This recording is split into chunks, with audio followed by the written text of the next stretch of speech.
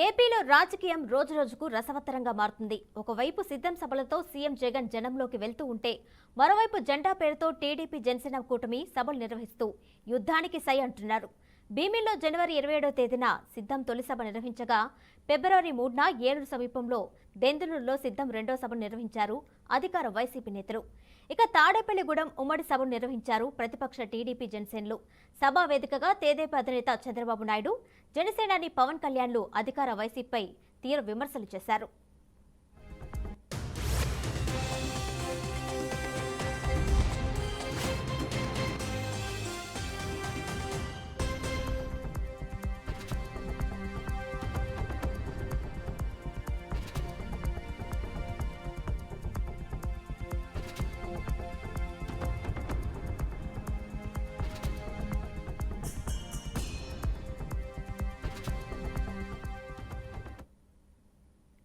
జెండా సభలో జనసేనాని పవన్ సీఎం జగన్ పై నిప్పులు చెరిగారు. పొత్తు గెలవాలి, జగన్ పోవాలి అన్నారు పవన్. ఏపీలో అన్ని వ్యవస్థలు వర్గాలను జగన్ మోసం చేశారని అన్నారు. రాష్ట్ర ప్రజలకు మంచి భవిష్యత్ ఇవ్వాలి అన్న ఉద్దేశంతోనే పొత్తులు పెట్టుకున్నట్టు పవన్ తెలిపారు. ఓడినప్పుడు మీతోనే ఉన్నాను, గెలిచినప్పుడు మీతోనే ఉంటా అని అన్నారు జనసేనాని పవన్ కళ్యాణ్. ప్రజాస్వామ్య పరిరక్షణ కోసమే పొత్తులు పెట్టుకున్నట్లు పవన్ వెల్లడించారు. 5 రెడ్ల కోసం 5 కోట్ల మంది ప్రజలు తిప్పలు పడుతున్నారని పవన్ వ్యాఖ్యానించారు. టీడీపీ జనసేన సహకరించుకుంటేనే ప్రజలకు భవిష్యత్తు ఉంటుందని అన్నారు. వైసీపీ గూండాలు టీడీపీ జనసేన కార్యకర్తలపై దాడులు చేస్తే ఊరుకోబోమని పవన్ వైసీపీ నేతలను ఉద్దేశించి హెచ్చరించారు. ఏపీ రోడ్ల పరిస్థితి అధ్వానంగా తయారైందని ఆరోపించారు పవన్ కళ్యాణ్. 2024లో విజయానికి జెండా ఓ స్ఫూర్తి అని, అందుకే జెండా సభ పేరు పెట్టినట్లు వెల్లడించారు. మీరు సిద్ధమంటే మేము యుద్ధానికి చేస్తామని వైసీపీ నేతలకు పవన్ కౌంటర్ ఇచ్చారు. సముద్రం ఒకటి కాళ్ళ దగ్గర కూర్చొని మొరగదు, తుఫాను గొంతు చిత్తం అనడం ఎరగదు, పర్వతం ఎవడికి వంగి సలాం చెయ్యదు. గొంతెత్తితే ఒక దేశపు జెండాకున్నంత పొగరుంది. ఎన్నికల్లో బూతుల్లో వైసీపీ రౌడీలు గూండాలు బూత్ క్యాప్చరింగ్ చేస్తే ఆ జెండాని మడత పెట్టి కర్ర తీసుకొని ఎదుర్కొనేలాగా, అందుకని జెండా సభ పెట్టాం. క్లాస్ వార్ అని చెప్పే జగన్ 5 కోట్ల మంది ప్రజల రాష్ట్రాన్ని 5 మందికి తాకట్టు పెట్టాడు. వైఎస్ జగన్ రెడ్డి, పెద్దిరెడ్డి రామచంద్రారెడ్డి, సజ్జల రామకృష్ణారెడ్డి, మిథున్ రెడ్డి, వైవి సుబ్బారెడ్డి, మిగతా అందరిని కలుపుకొని వీరు 5 మంది కోసం 5 కోట్ల మంది ప్రజలు ఈరోజు మనం తిప్పలు పడతా ఉన్నాం, కష్టాలు పడతా ఉన్నాం. ఉద్యోగాలు లేకుండా యువత రోడ్ల మీదకి వచ్చినారు. ఈ రోజున వైసీపీ గూండాలకి, వైసీపీ క్రిమినల్స్ కి ఈ జెండా సభ నుంచి హెచ్చరిస్తున్నాం. మీరు మా సభల మీద కానీ, మా నాయకుల మీద కానీ, తెలుగు తమ్ముళ్ళ మీద కానీ, జనసేన సైనికుల మీద కానీ, వీర మహిళల మీద కానీ, తెలుగు మహిళల మీద కానీ, సామాన్య ప్రజల మీద కానీ వైసీపీ గుండాలు దాడి చేస్తే, భయపడితే, బెదిరిస్తే నేను ఈ రోజున మీకు మాటిస్తున్నాను, వైసీపీ గుండాలకి మక్కెలు ఇరగొట్టి మడత మంచంలో పెడతాం. ప్రజల సొమ్ము ప్రజలకు పంచి తన దానకర్ణుల్లా మాట్లాడుతున్నాడు జగన్. అరే, మీ తాత సంపాదించిన ముల్లా ఇంటి నువ్వేం ఇవ్వడానికి? మీ తాత సంపాదించిన ముల్లా ఇది. ప్రజలు కష్టపడి కట్టిన ట్యాక్స్ నుంచి వచ్చిన డబ్బు, వాళ్ళ డబ్బు వాళ్ళకి ఇవ్వడం, అది వాళ్ళ హక్కు. అది నీకు నువ్వు దానం ఇచ్చే దానం కాదు, ఇది మర్చిపోకేది. మోసం చేశాడు. కౌలు రైతులు గిట్టుబాటు ధర ఇవ్వకుండా రైతులకి ఇళ్ల పట్టాల్లో దోపిడీలు, ప్రజల వద్దకి పాలన అంటే భీమ్లా నాయక్ సినిమాలకి కలెక్టర్లను కూర్చోబెట్టి టికెట్లు అమ్మించడం తప్ప ప్రజల వద్దకి పాలన ఇంకెక్కడ కనిపించలేదు. సర్టిఫికేట్ అవసరం లేదు. మనకి కాండక్ట్ సర్టిఫికేట్లు ఇచ్చే నాయకులు మనకంటే ఉన్న. ఇక అవసరమైతే ఏ త్యాగాలకైనా మేము సిద్ధమని అన్నారు టీడీపీ నేత చంద్రబాబు. ఏపీని సర్వనాశనం చేసేలా సీఎం వ్యవహరిస్తున్నారని అన్నారు. అధికారం కోసం రాష్ట్రాన్ని కులాలు మతాలు ప్రాంతాలుగా విభజిస్తున్నారని చంద్రబాబు మండిపడ్డారు. ఏపీని నెంబర్ 1 స్థానంలో నిలబెట్టాలి అనేదే కూటమి సంకల్పమని చంద్రబాబు తెలిపారు. అవసరమైతే ఏ త్యాగాలకైనా మేము సిద్ధమని చెప్పారు. తెలుగు జాతిని ప్రపంచంలోని నెంబర్ 1 స్థానంలో నిలబెట్టడమే లక్ష్యంగా ముందుకెళ్తున్నట్లు చంద్రబాబు పేర్కొన్నారు. చెయ్యని పనులు చేసినట్లుగా చెప్పుకునే వ్యక్తి జగన్ రెడ్డి అని పేర్కొన్నారు టీడీపీ అధినేత. జగన్ తన పాలనలో అందర్నీ బాధ పెట్టాడు, అవమానించాడని, 25 ఎంపీలు ఇస్తే ప్రత్యేక హోదా తెస్తామన్న హామీ ఏమైందని జగన్ను ప్రశ్నించారు చంద్రబాబు. మద్యపాన నిషేధం, సిపిఎస్ రద్దు ఏమైందని, ఎన్నికలకు ముందు ముద్దులు పెట్టిన జగన్ ఎన్నికల తర్వాత జర్నలిస్టులపై పిడిగుద్దులు కురిపించారని మండిపడ్డారు. సొంత చెల్లికే జగన్ ఆస్తిలో వాటా ఇవ్వని జగన్ రాష్ట్రానికి ఏం చేస్తాడని చంద్రబాబు ఆరోపించారు. ప్రజల కోసం మాస్క్ అడిగినందుకు డాక్టర్ను చంపేశారని బాబు మండిపడ్డారు. వైసీపీ ఆగడాలకు క్రికెటర్ హనుమవిహారీ రాష్ట్రాన్ని వదిలి వెళ్లారని అన్నారు టీడీపీ అధినేత. రాష్ట్రాన్ని కాపాడుకునేందుకు పవన్ స్వచ్ఛందంగా ముందుకు వచ్చారని చంద్రబాబు వెల్లడించారు.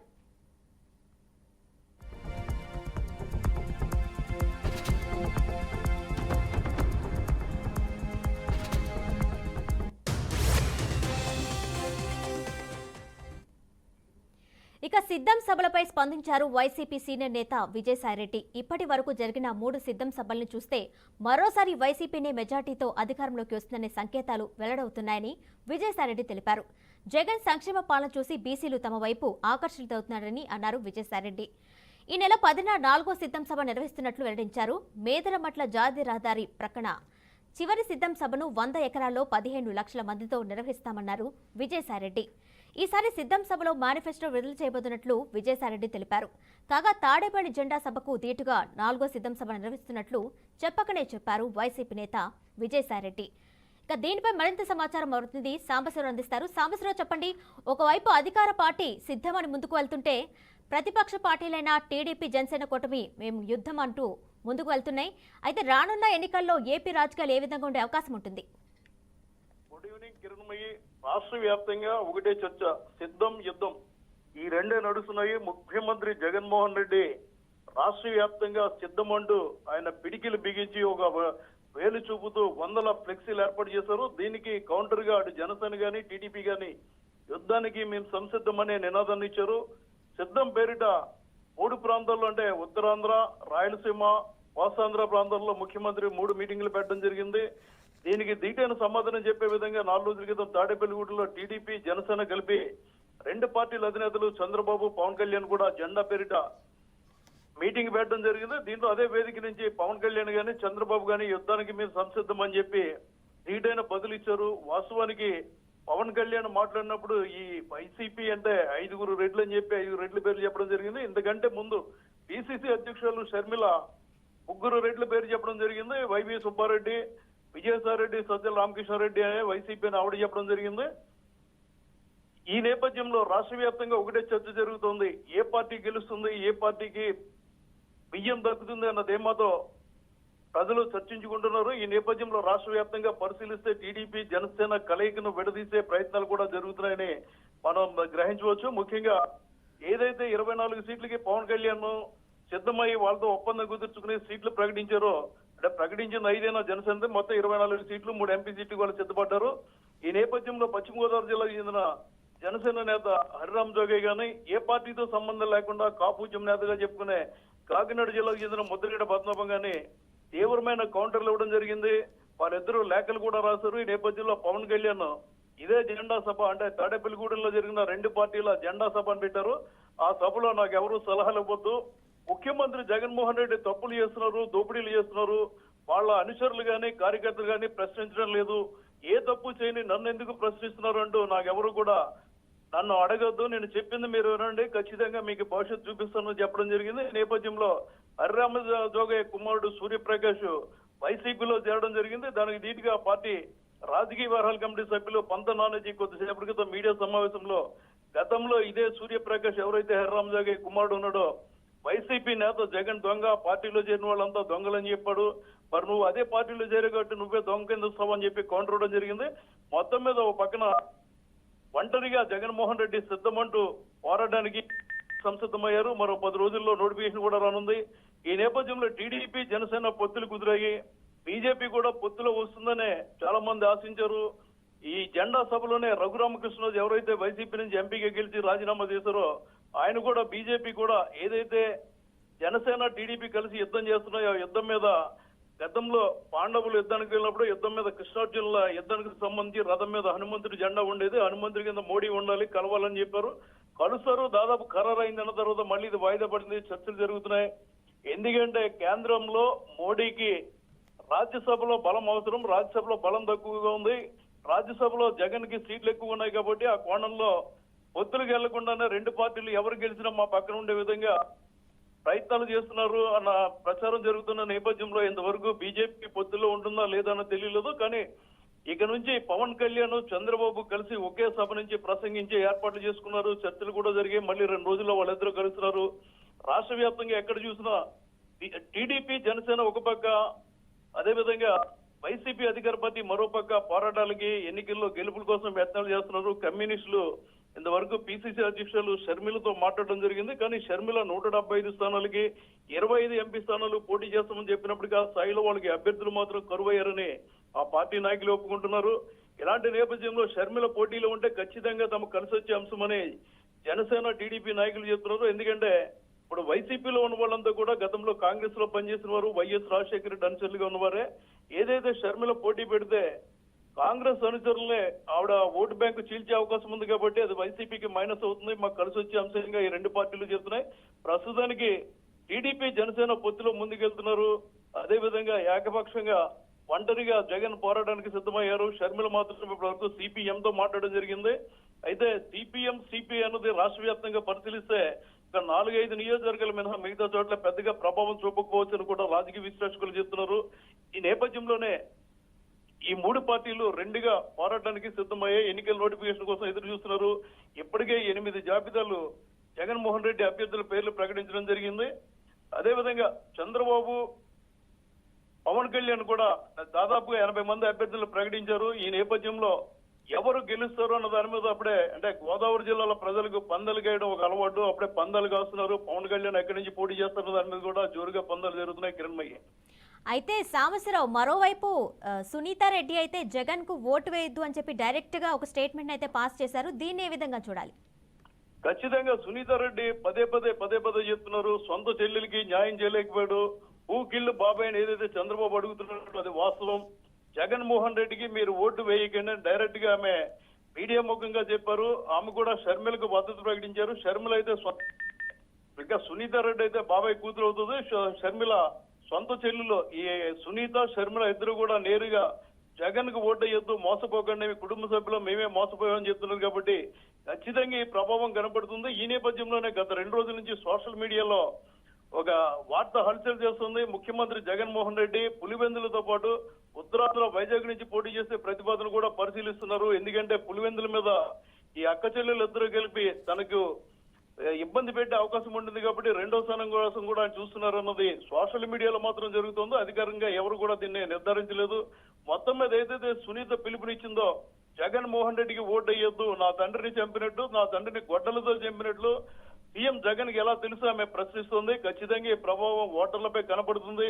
ముఖ్యంగా రాయలసీమ ప్రాంతంలో మాత్రం ఖచ్చితంగా ఇటు సునీత, అటు షర్మిల ప్రభావం కనపడి వైసీపీ ఓటు బ్యాంక్ చీలిపోయే అవకాశాలు మాత్రం పుష్కలంగా కనపడుతున్నాయి. కిరణ్మయ్య అంటే సాంబశివరావు, అంటే జగన్ కి ఓటు వేయొద్దు అని స్టేట్మెంట్ ఎందుకు పాస్ చేశారంటే తన తండ్రి కేసు ఎలాంటి పురోగతి సాధించదు అని చెప్పి అనే అంశాన్ని దృష్టిలో పెట్టుకొని ఈ వ్యాఖ్యలు పాస్ చేశారనుకోవచ్చా?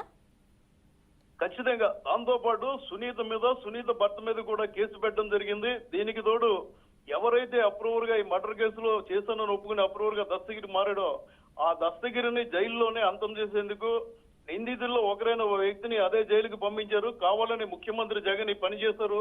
అప్రూవర్ ఆ జైల్లో ఉన్నప్పుడు మరో నిందితుడిని అక్కడికి ఎలా పంపుతారని చెప్పి ఆమె ప్రశ్నించడం జరిగింది.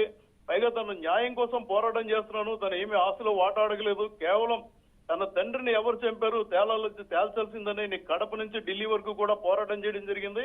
ఈ పోరాటంలో ముఖ్యమంత్రి నుంచి నాకు ఎలాంటి సమాధానం రాలేదు. పైగా ఈమె గానే కేంద్రానికి ఫిర్యాదు చేస్తున్నా, ఇంకొకటి చేస్తున్నా, ఎవరైతే నిందితుడిగా చెప్తున్నారో అవినాష్ రెడ్డి బీజేపీలోకి వెళ్ళి నా మీద ఉన్న కేసులకు అదనంగా మరో కేసు అవుతుంది తప్ప నాకేమి పోయేది లేదని ముఖ్యమంత్రి వ్యాఖ్యానించారని చెప్పి సునీత బహిరంగంగా చెప్పడం జరిగింది. తన తండ్రి హత్య విషయంలో ఏదైతే వివేకానంద రెడ్డి హత్య జరిగిందో, హత్య జరిగినప్పుడు ఖచ్చితంగా ఆ రోజు అక్కడ ఉన్న జగన్మోహన్ రెడ్డి సిబిఐ ఎంక్వైరీ కావాలని కోరారు. అధికారంలోకి వచ్చిన తర్వాత సిబిఐ ఎంక్వైరీ గురించి మాట్లాడలేదు. సిబిఐ ఎంక్వైరీ ఆఫీసర్ ఎవరైతే ఉన్నారో ఆయన మీద కూడా కేసు పెట్టడం జరిగింది. అవినాష్ రెడ్డిని కర్నూలులో అరెస్ట్ చేయడానికి వెళ్ళినప్పుడు కూడా అతను అరెస్ట్ చేస్తే శాంతి భద్రతలకు ఇబ్బందులు వస్తాయని అరెస్ట్ చేయకుండా బృందాన్ని వెనక్కి పంపించారు. ఇవన్నీ దృష్టిలో పెట్టిన సునీత రెడ్డి సొంత చెల్లెల్ని బాబాయ్ తన తండ్రి ఎవరైతే ఉన్నారో వివేకానంద రెడ్డి కాంగ్రెస్ పార్టీ కోసం, ముఖ్యంగా రాజశేఖర రెడ్డి గెలుపు కోసం ఆయన త్యాగాలు చేశారు. అలాంటి వ్యక్తి చనిపోతే కూడా ముఖ్యమంత్రి పట్టించుకోలేదు, చూస్తున్నారని చెప్పింది. ఆ కోణంలోనే ఆమె ప్రకటన చేసిందని కూడా మనం భావించవచ్చు. అయితే సాంబశివరావు, ఈ నేపథ్యంలో బీజేపీతో పొత్తుపై ఏమైనా క్లారిటీ వచ్చే అవకాశం ఉందా? అంటే ఇప్పటి వరకు కూడా అనేక సార్లు చంద్రబాబు వెళ్ళి అమిత్ షాని కలవడం జరిగింది, అలాగే పవన్ కళ్యాణ్ కూడా వెళ్ళి కలుస్తారు అనే ప్రచారం కూడా జరిగింది, పోస్ట్ పోన్ కూడా అవుతూ వస్తుంది. ఏమైనా క్లారిటీ వచ్చే అవకాశం వస్తుందా పొత్తు అంశం గురించి? వాస్తవానికి 2 రోజుల్లోనే పవన్ కళ్యాణ్ చంద్రబాబు కలిసి ఢిల్లీ వెళ్లాల్సి ఉంది, కానీ అది వాయిదా పడింది. బీజేపీలో 2 వర్గాలు పనిచేస్తున్నాయి. ముందు నుంచి బీజేపీలో ఉన్న టీడీపీ నుంచి బీజేపీలోకి వెళ్ళిన మన సృజనా చౌదరి, అదేవిధంగా పురంధేశ్వర్ వంటి వారు ఒక వర్గంగా పనిచేస్తున్నారు. సృజనా చౌదరి కావచ్చు, పురంధేశ్వర్ కావచ్చు, అదేవిధంగా వైజాగ్ జిల్లా సంబంధించి బీజేపీ శాసనసభాపక్ష నేతగా పనిచేస్తున్న విష్ణువర్ధన్ రాజు కావచ్చు, వీళ్ళంతా కూడా పొత్తు ఖచ్చితంగా అవసరం. ఎందుకంటే రాష్ట్రంలో పరిపాలన బాగోలేదు, రోడ్లు బాగోలేదు, పన్నుల బాధ అధికంగా ఉంది. ఈ నేపథ్యంలో ఒంటరిగా వెళ్తే గతంలో వచ్చిన ఓటు బ్యాంక్ కూడా చీలిపోయే అవకాశం ఉంది. దీనికి తోడు ఇటు తెలంగాణలో కావచ్చు, ఇటు కర్ణాటకలో కావచ్చు ఎదురు దెబ్బ తిన్నాం కాబట్టి పొత్తుల్లో వెళ్దామని వారు కోరుతున్నారు. కానీ సోము వీర్రాజు వంటి వారు మాత్రం ఒంటరిగానే వెళ్దామని చెప్తున్నారు. వాస్తవాలు పరిశీలిస్తే తెలంగాణలో ఉన్న స్థాయిలో రైట్ సాంబశివరావు, థ్యాంక్ యూ.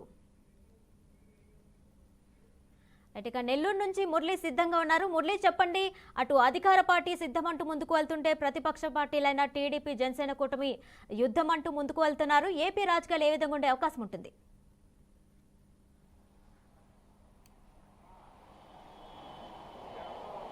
అయితే కిరణ్మయి, ప్రధానంగా తీసుకుంటే ఎన్నికలు సమీపిస్తున్న సమయాన ప్రత్యేకించి అత్యంత త్వరలో నోటిఫికేషన్ వచ్చే ముందు ఒక్కసారిగా కూడా ఏపీలో రాజకీయాలు అయితే వేడెక్కాయని చెప్పుకోవచ్చు. అధికార ప్రతిపక్ష పార్టీల నడుమ ఒకటే విధంగా ఏదైతే సిద్ధం అంటూ, మరోవైపు జెండా అంటూ కూడా ఒకటే సభా వేదికలు వరుసగా కూడా నిర్వహిస్తున్నటువంటి పరిస్థితి ఉంది. ఇప్పటికే వైఎస్ జగన్మోహన్ రెడ్డి వైసీపీకి సంబంధించి సిద్ధం సభలను దాదాపు పూర్తి చేస్తున్నారు. అత్యంత త్వరలోనే మేదరమెట్లలో కూడా చివరి సిద్ధం సభను నిర్వహించేందుకు అన్ని రకాల ఏర్పాట్లు కూడా చేస్తున్నారు. దాదాపు 5 జిల్లాల నుంచి ప్రజలను ఇక్కడికి తీసుకొచ్చి సిద్ధం సభ ద్వారా తమకు సంబంధించినటువంటి అజెండాలను కూడా తెలియపరిచేటటువంటి పరిస్థితులు కూడా ప్రత్యేకంగా కనిపిస్తున్నాయని చెప్పుకోవచ్చు. మరోవైపు అజెండా ఏదైతే జెండా పేరిట ఇటు జనసేన, టీడీపీ కూడా ఇటీవలే వరుసగా కార్యక్రమాలు కూడా నిర్వహించింది. మరోవైపు ఎవరైతే మాజీ ముఖ్యమంత్రి, తెలుగుదేశం పార్టీ అధినేత చంద్రబాబు నాయుడు జిల్లాల పర్యటనను వేగవంతంగా చేస్తున్నారు. నిన్న ఉదయం నెల్లూరు, నిన్న మధ్యాహ్నం పల్నాడు జిల్లాల్లో కూడా కదలిరా సభ కార్యక్రమాలను కూడా నిర్వహించినటువంటి పరిస్థితుల నేపథ్యంలో ఒకవైపు తెలుగుదేశం పార్టీకి సంబంధించినటువంటి శ్రేణులన్నీ కూడా పూర్తి స్థాయి యాక్టివ్లో మారినటువంటి పరిస్థితులు కనిపిస్తున్నాయి. ఎందుకంటే ఇప్పటికే పెద్దారెడ్లుగా పిలుచుకుంటారు, నెల్లూరులో పెద్దారెడ్లుగా పిలుచుకునేటటువంటి అనేక మంది కూడా వైఎస్ఆర్ కాంగ్రెస్ పార్టీని వదిలి తెలుగుదేశం పార్టీ తీర్థం కూడా పుచ్చుకున్నటువంటి పరిస్థితి ఉంది. ఏదైతే వేమిరెడ్డి ప్రభాకర్ రెడ్డి కావచ్చు, ఆయన సతీమణి వేమిరెడ్డి ప్రశాంత్ రెడ్డితో పాటు అనేక మంది జడ్పీటీసీలు, ఎంపీటీసీలు, సర్పంచులు కూడా భారీ ఎత్తున తెలుగుదేశం పార్టీలో చేరడంతో తెలుగుదేశం పార్టీ శ్రేణుల్లో కూడా ఒక ఉత్సాహం అయితే కనిపిస్తుందని చెప్పుకోవాలి. మరోవైపు ఇప్పటికే ముగ్గురు ఎమ్మెల్యేలు ఏదైతే కోటమిరెడ్డి శ్రీధర్రెడ్డి, ఆనం రామనారాయణ రెడ్డి, మరోవైపు మేకపాటి చంద్రమోహన్ రెడ్డి, చంద్రశేఖర్ రెడ్డి, వీళ్ళందరూ కూడా వైసీపీ నుంచి టీడీపీ గూటికి వెళ్ళిపోవడంతో ఇక్కడ పూర్తి స్థాయిలో కూడా వైసీపీకి సంబంధించి ఖాళీ అయిపోతుంది, టీడీపీలో భారీ ఎత్తున జనసందోహం చేరుతుందని చెప్పి ప్రచారం అయితే జోరుగా కూడా తెలుగుదేశం పార్టీ చేర్చుకుంటుంది. అయితే ఈ క్రమంలో తాజాగా కాకాని గోవర్ధన్ రెడ్డి మంత్రి పలు కామెంట్స్ కూడా చేశారు. ఏదైతే నాయకులు మాత్రమే తెలుగుదేశం పార్టీలో చేరుతున్నారు, ఓటర్లంతా కూడా వైసీపీ వైపే ఉన్నారని చెప్పే ప్రయత్నం అయితే చేశారు. ఏదైతే వైఎస్ఆర్ కాంగ్రెస్ పార్టీ తొలి నుంచి తీసుకొచ్చినటువంటి నవరత్నాలు కావచ్చు, ఇతరత్ర కార్యక్రమాలు కావచ్చు, ఇవన్నీ కూడా గ్రౌండ్ లెవెల్లో భారీ ఎత్తున వెళ్ళాయి. ప్రజల్లో కూడా పూర్తి స్థాయి పాజిటివ్ ఎఫెక్ట్ కూడా ఉంది. దీంతో వైఎస్ఆర్ కాంగ్రెస్ పార్టీ ఈసారి వైనాట్ 175 అంటూ కూడా ముందుకు వెళ్తుంది. ఖచ్చితంగా వచ్చే ఎన్నికల్లో ఖచ్చితంగా కూడా మేము అధికారంలోకి వచ్చి తీరుతాం. ఇప్పటికే చేస్తున్నటువంటి సర్వేలు ఏదైతే ఉన్నాయో జీ సర్వే దగ్గర నుంచి వరుసపెట్టి సర్వేలన్నీ కూడా దాదాపు వైఎస్ఆర్ కాంగ్రెస్ పార్టీకి 129 సీట్లకు పైన వస్తాయి. ఈసారి గవర్నమెంట్ ఒకే విధంగా అంటే ఒకే సింగిల్ ఎజెండాతోనే మేమంతా గెలిచి తీరుతామని చెప్పి వైసీపీ శ్రేణులు చెప్తున్నటువంటి పరిస్థితి ఉంది. అయితే నోటిఫికేషన్ వచ్చే దగ్గర పడే కొద్దీ కూడా ఒక్కసారిగా రాష్ట్ర వ్యాప్తంగా సంచలనంగా అయితే మారుతుందని చెప్పుకోవాలి. తెలుగుదేశం పార్టీ జనసేన ఉమ్మడిగా ఇప్పటికే 99 స్థానాల్లో తమ అభ్యర్థులను కూడా ప్రకటించాయి. మిగిలినటువంటి ఏదైతే 76 స్థానాల్లో కూడా ప్రకటించేందుకు సర్వం కూడా సిద్ధం చేసుకుంటున్నటువంటి పరిస్థితులు కనిపిస్తున్నాయి. ఈ క్రమంలో పొత్తుల్లో భాగంగా ఇప్పటికే జనసేన తెలుగుదేశం పార్టీ ముందుకు వెళ్తున్నటువంటి నేపథ్యంలో ఏదైతే ఇవాళ భారతీయ జనతా పార్టీ కూడా దేశవ్యాప్తంగా ఎంపీలకు సంబంధించినటువంటి అభ్యర్థులను కూడా ప్రకటించినటువంటి విషయం తెలిసిందే. ఇందులో తెలంగాణలో 9 స్థానాలను ప్రకటించగా లోక్సభకు సంబంధించి ఆంధ్రప్రదేశ్లో మొదటి జాబితాలో ఒక్క అభ్యర్థి కూడా లేకపోవడం విశేషం. అంతే పొత్తుల్లో భాగంగా తెలుగుదేశం పార్టీ జనసేనతో బీజేపీ కలిసి ముందుకు వెళ్తుందనే ప్రచారం, అదేవిధంగా అంతకు సంబంధించినటువంటి సంకేతాలను అయితే ఇప్పటికే బీజేపీ భారతీయ జనతా పార్టీ కూడా పంపించినటువంటి పరిస్థితి ఉంది. ఈ క్రమంలో బీజేపీ తెలుగుదేశం పార్టీ జనసేన సంయుక్తంగా మిగిలినటువంటి 76 స్థానాలను కూడా అత్యంత త్వరలో అభ్యర్థులను ప్రకటిస్తారనే ప్రచారం అయితే జోరందుకున్నటువంటి పరిస్థితులు ఉన్నాయి. అయితే ఇదే క్రమంలో వైఎస్ఆర్ కాంగ్రెస్ పార్టీలో తొలి నుంచి ఉండి పార్టీలో పోటీ చేయాలని చెప్పి ముందుకెళ్తున్నటువంటి అభ్యర్థులు ఎవరైతే ఉన్నారో వీళ్ళల్లో ఒక్కరు వరుసగా తెలుగుదేశం పార్టీ శ్రేణుల్లోకి పార్టీ తీర్థం పుచ్చుకునేందుకు ముందుకు వెళ్తుండడంతో వైసీపీ కూడా ఇప్పటికే దాదాపు 8 జాబితాలను రిలీజ్ చేసింది. తాజాగా 9వ జాబితాను కూడా రిలీజ్ చేసింది. ఈ జాబితాలు రిలీజ్ చేసినటువంటి సందర్భంలో ఎవరైతే విజయసాయిరెడ్డి రాజ్యసభ సభ్యులు, నెల్లూరు రీజనల్ వైసీపీ కోఆర్డినేటర్గా ఉన్నటువంటి విజయసాయిరెడ్డిని కూడా నెల్లూరు ఎంపీ స్థానానికి పోటీగా దింపుతున్నటువంటి సిచ్యువేషన్ కూడా ప్రకటించింది వైసీపీ అధిష్టానం. ఇదే సందర్భంలో నెల్లూరు జిల్లాలో ఉన్నటువంటి కందుకూరు నియోజకవర్గం ఏదైతే ఉందో కందుకూరు నియోజకవర్గంలో ఇప్పటికే వంకి పెంచలయ్యకి సంబంధించి వంకి పెంచలయ్య కుమార్తెను ఇక్కడ నుంచి పోటీకి దింపుతామని చెప్పి ముందుగా 7వ జాబితాలో పేరు విడుదల చేసినటువంటి వైసీపీ అధిష్టానం ఒక్కసారిగా రూటు మార్చుకోవడంతో కనిగిరి ఎమ్మెల్యే ఎవరైతే ఉన్నారో కనిగిరి ఎమ్మెల్యే బుర్రా మధుసూదన్ యాదవ్ను కూడా మళ్ళీ తీసుకొచ్చి కందుకూరు నియోజకవర్గంలోకి 8వ జాబితాలో పెట్టడంతో కూడా ఇక్కడ ఒక చర్చ అయితే నడుస్తుంది. ఒకవైపు సిద్ధం సభల పేరుతో వైఎస్ జగన్మోహన్ రెడ్డి దూసుకెళ్తున్నాను, ఏదైతే వచ్చే ఎన్నికల్లో ఖచ్చితంగా ప్రజా బలంతో నేను ముందుకెళ్తున్నాను, ప్రజలంతా కూడా తాను ఇచ్చినటువంటి నవరత్నాల పథకాలు కావచ్చు, పింఛన్లు కావచ్చు, సంక్షేమ పథకాలు కావచ్చు, ఇవన్నిటిని కూడా దృష్టిలో పెట్టుకొని వాలంటీర్ల ద్వారా ఖచ్చితంగా కూడా తమను గెలిపిస్తారని చెప్పి ధీమా అయితే వైఎస్ఆర్ కాంగ్రెస్ పార్టీకి సంబంధించినటువంటి నేతలు వ్యక్తపరుస్తున్నటువంటి పరిస్థితులు ఉన్నాయి. మరోవైపు ఖచ్చితంగా కూడా ఈసారి 139 కంటే ఎక్కువ స్థానాల్లో టీడీపీ జనసేన పొత్తులో భాగంగా ముందుకు వెళ్తుంది. 100కి 1000% గెలిచి తీరుతామని చెప్పి మాజీ ముఖ్యమంత్రి చంద్రబాబు నాయుడు కూడా నిన్న నెల్లూరులో వేమిరెడ్డి ప్రభాకర్ రెడ్డి తెలుగుదేశం పార్టీలో చేరిక సందర్భంగా బల్లగుద్ది మరీ చెప్తున్నటువంటి పరిస్థితి ఉంది. ఏదేమైనప్పటికీ నెల్లూరు జిల్లాలోనే కాదు రాష్ట్ర వ్యాప్తంగా కూడా ఒక సంచలనంగా అయితే మారిందని చెప్పుకోవచ్చు. ఎన్నికలు తొందరలో సమీపిస్తున్నటువంటి సందర్భంలో ఒక్కసారిగా వైసీపీలో ఒక జోష్ కొనసాగుతుంది, తెలుగుదేశం జనసేన పార్టీలో మరో జోష్ కొనసాగుతోంది. ఈ పొత్తుల్లో భాగంగా బీజేపీ కనుక తెలుగుదేశం జనసేనతో కలిస్తే రాబోయేటటువంటి రోజుల్లో 139 కాదు 150 స్థానాల కంటే ఎక్కువగా కూడా గెలిచి తీరుతామని చెప్పి ఇటు తెలుగుదేశం పార్టీకి సంబంధించినటువంటి కూటమి ప్రత్యేకంగా కూడా చెప్తున్నటువంటి పరిస్థితి ఉంది. ఏదేమైనప్పటికీ రాష్ట్రంలో ఎన్నికలు అత్యంత తొందరలో జరగబోతున్నాయి. ఈ నేపథ్యంలో ఒక్కసారిగా రాజకీయ వేడి మాత్రం కొనసాగుతుందని చెప్పుకోవచ్చు. రైట్ మోడ్లీ, థ్యాంక్ యూ. ఇది వాల్టీ special drive. Keep watching BRK news Telugu సత్తా.